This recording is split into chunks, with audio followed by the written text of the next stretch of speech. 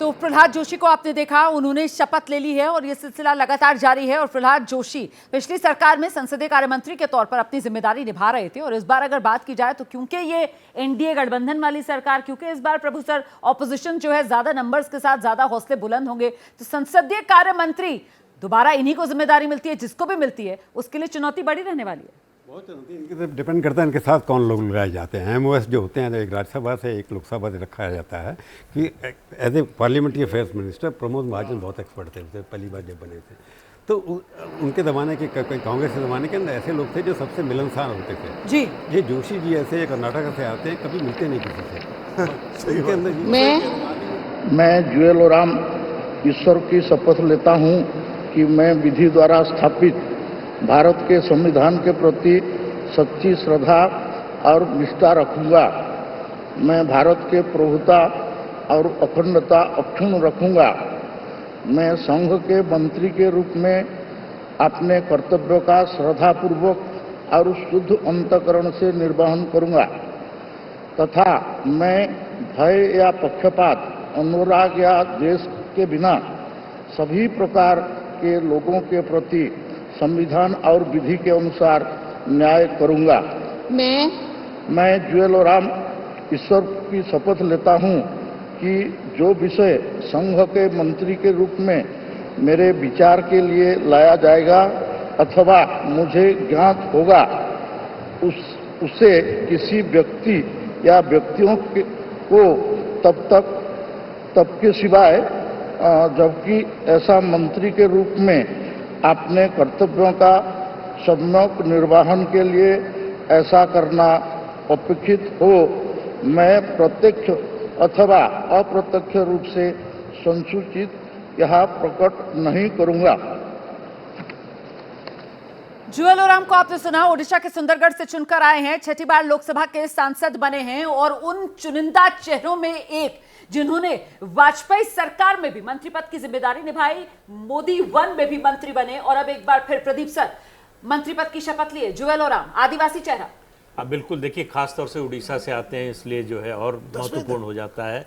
और बीजेपी को जिस तरह से झारखंड में जितनी आदिवासी सीटें हैं उन सब पर जो हार मिली है, उस दृष्टि से भी जो है उनका बनना जो है महत्वपूर्ण हो जाता है। उनका नाम वैसे उड़ीसा के मुख्यमंत्री के रूप में भी चल रहा था, लेकिन लोकसभा चुनाव लड़े, जितनी बड़ी सफलता मिली है उड़ीसा में बीजेपी को, तो ये लगता है कि कोई विधायक ही जो है मुख्यमंत्री बनेगा। लेकिन उनका बनना जो है बीजेपी का जो सोशल इक्वेशन है, आदिवासी समाज में एक बड़ा सकारात्मक संदेश जिस तरीके से केंद्रीय मंत्रिमंडल ने जुएल ओराम को जगा। और अब देखते हैं वो अगला कौन सा चेहरा जो मंत्री पद की शपथ लेने के लिए आया है। मैं गिरिराज सिंह ईश्वर की शपथ लेता हूँ कि मैं विधि द्वारा स्थापित भारत के संविधान के प्रति सच्ची श्रद्धा और निष्ठा रखूंगा। मैं भारत की प्रभुता और अखंडता अक्षुण्ण रखूंगा। मैं संघ के मंत्री के रूप में अपने कर्तव्यों का श्रद्धापूर्वक और शुद्ध अंतःकरण से निर्वहन करूंगा तथा मैं भय या पक्षपात, अनुराग या द्वेष के बिना सभी प्रकार के लोगों के प्रति संविधान और विधि के अनुसार न्याय करूंगा।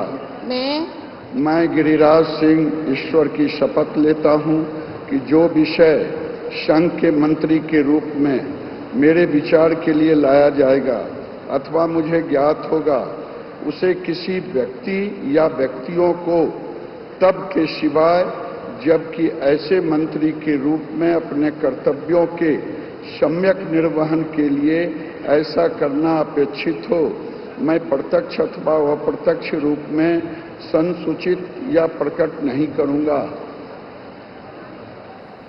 तो बेगूसराय से जीतकर आए गिरिराज सिंह, फिर से शपथ ली है। पिछली सरकार में भी मंत्री थे, लेकिन विनोद जी महत्वपूर्ण हो जाता है कि बिहार से भूमिहार जाति से आने वाले जेडीयू के कोटे से ललन सिंह भी और बीजेपी के अपने कोटे से भी भूमिहार जाति के गिरिराज सिंह को जगह दी गई। देखिए, भूमिहार, राजपूत और जो वहाँ का ब्राह्मण समाज, ये बीजेपी का कोर वोट है बिहार में।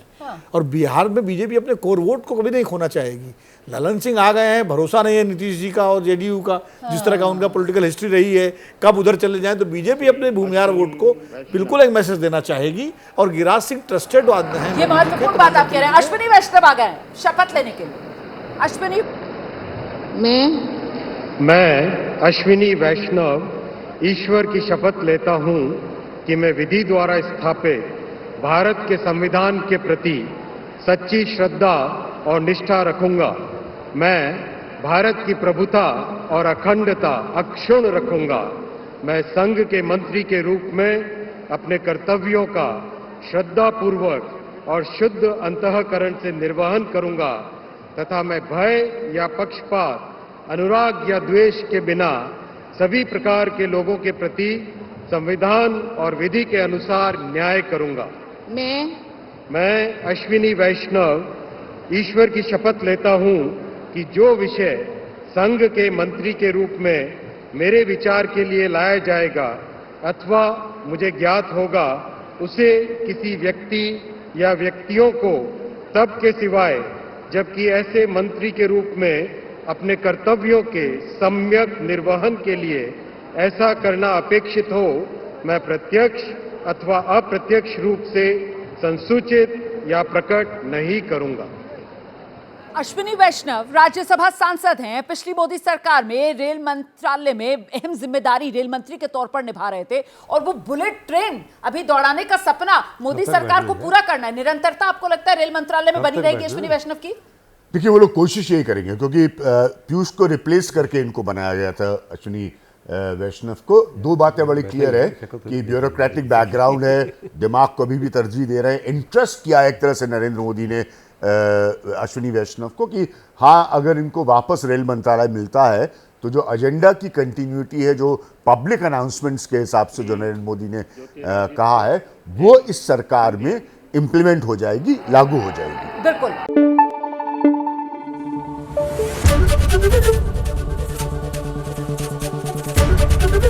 एबीपी न्यूज आपको रखे आगे।